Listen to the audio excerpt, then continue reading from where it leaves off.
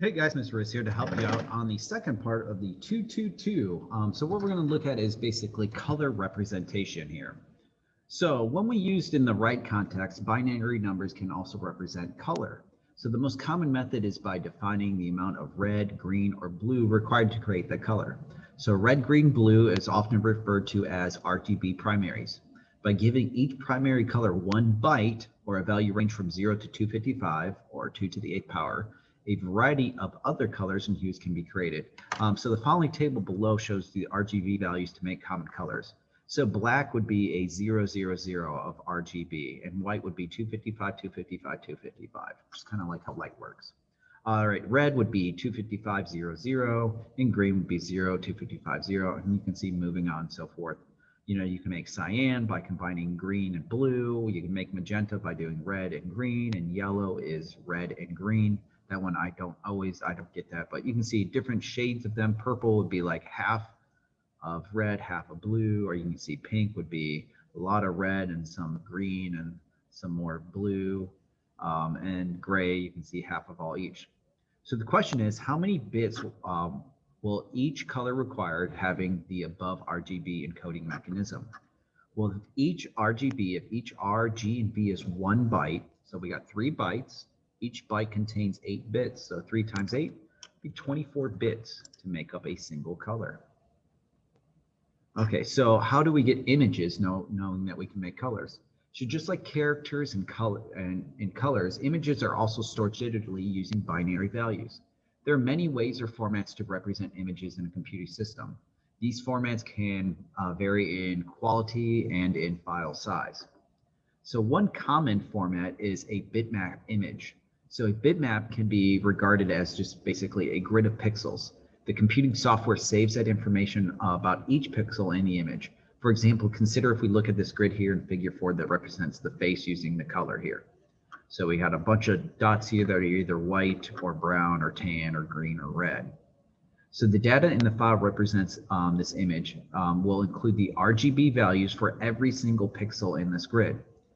What will the file side be assuming that each pixel has an RGB value stored, and we're going to answer in bytes or bits. So we got, let's see, there are 11 by 11 squares here. So 11 times 11 would be what, 121.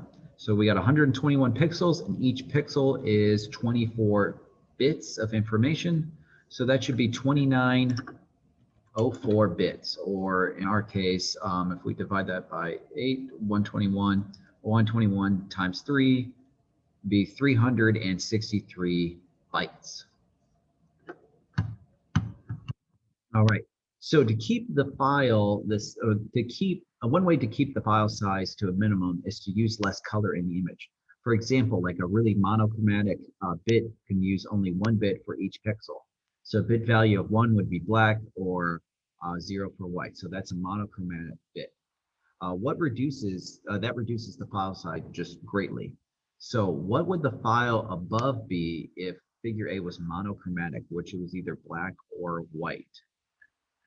Okay, so if we think about it here, each one of these pixels would represent, you can turn them on or off, and we'd only have to have 1 bit of information for each one of those. We want to have 24 to make the color. So we just have 11 times 11, which is 121. So there'll be 121 bits. Okay, now let's look at this below here, and we can kind of imagine here what this image would be. And I'm going to use my drawing tablet, which I need to, actually, we can probably annotate this a little bit here. Maybe I'll change, I'm going to mess around with this as much as I can. Yeah, we'll do that, and we'll change the color to black. All right, so if we had 0, 0, 0, 0, 1, okay, so that means 1, 2, 3, we have the first 5 blank, right? 5 blank, and then the 6th one right here, try and count, would be colored in. Okay, yeah, let's see, let's change that. Can I change the format, make it thicker there? Okay, so that gets colored in. And then 1, 2, 3, 4, 5, blank after. I feel like I messed up. 1, 2, 3, 4, 5, blank. Oh, that's the problem. I went to number 5. And there we go. But let's take a second to draw this out. What do we get? Okay, we get 5 here. And I'm just going to go ahead And look at this. Okay, moving on. Okay, so same thing, except for we got one on this side here, and then it goes out further. Just kind of using some abstraction here. Okay, and then the ones get further apart, and then the ones get further apart. And then we have 2 of them here, and then 3 blank, 1, 3 blank, 2 more, and 1 blank at the end.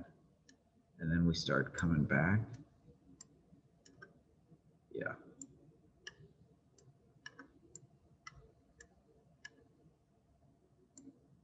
One in the middle. Oh, actually, oh, I forgot that should be right here. And then did I skip a line, or is there 1, 2, 3, 4, 5, 6, 7, 8, 9, 10, 11 lines, but there's actually 12 here. Oh, I didn't do the math right. Oh my gosh. Thank you. I just noticed that here. There are not 11 lines in here. There are 0 through 11. That'd be 12. So each one of these here, let's change these numbers here. So 12 times 12 is 144. And each one of these would be 24 bits. So 144 times 3 is 432 bytes. Or you could times that by 8. That would be 3,456 bits, because there's 12 by 12. And this one here, there's 12 by 12, which is 144 monochromatic bits. This ends up making basically a diamond with a dot in the middle of it, right? Okay.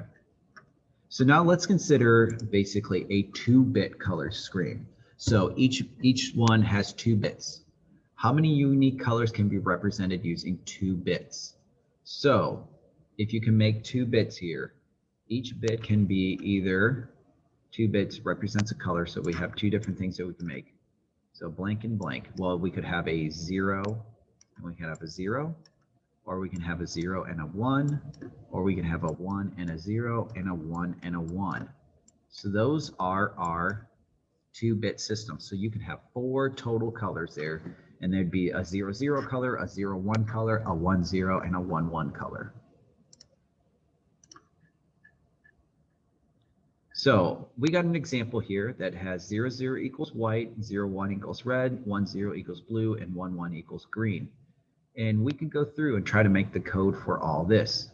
So if we go through this first row here, row 0, would be, everything would be all white, right? So we would have 5 colors of all white. So 0, 0, 0, 0, 0, 0, 0, 0, 0, 0. So basically 10 zeros is the first row. All right, next row, we got white, green, red, blue, white. So white is 0, 0. What's green? Green is 1, 1. And then red, what's red? 0, 1. And then blue is 1, 0. And then white is 0, 0. So you guys see how you can treat this pattern for row 2. So you'll continue to go through here and type this out as a code. So we're going to take an image and turn it into code. Once you guys get that done, we can go ahead and go through and submit that quiz. I got a couple blank here. Did I get my numbers right, at least? Let's see, I got that one good. Did I catch my mistake on there? Good. Catch my mistake. And this one here, oh, I didn't answer that question. I didn't answer that question. And was I doing? I did all right on that one until I left it blank. Okay, so my answer key's going all right. You guys can go through the work. All right, let's talk about what you guys are going to do next. All right, so moving on. In part 3, what I want you guys to do here is to look at this code here, and you can use your own code if you want, but you can use this as a reference here. So we're kind of going back to Turtle, even though Turtle wouldn't be the most effective way. It's just a very visual way to describe what we're doing here. So we got a turtle here called paintbrush. We turtle.turtle, height speed is 0, and we got row 0, 0, 0, 1. Okay, so I have a row here of some colors here that could help us out. And I have some colors assigned. Color 0, 0 is yellow, color blue. So what we could do here is I got define draw square. And I basically have them go through and hit the fill color, which is the parameter that they type in, color. They type in blue, and it runs, and he'll make a blue square. Or I could do, I could type in a color like, let's say pink. And I could run this again. He makes a pink square. Now we could be more generic here. I could say color 010. And it will draw a red one because color 10 is red. So what we're going to do, and you guys are going to spend a couple days here, is not, making this code work here, but I want you guys to go through and find some classic 2-bit color system characters. Now we've 8-bit Nintendo, and it's 8-bit because, well, some of them were designed by the colors of it, but it wasn't means we had 2 to the 8th power of color combinations. But we're going to look at classic Nintendo characters and see if you guys can create one using your code. So you're going to have to make code that can decipher or split up each one of these texts here and print it off in a row, followed by the next row, followed by the next one, that makes a character.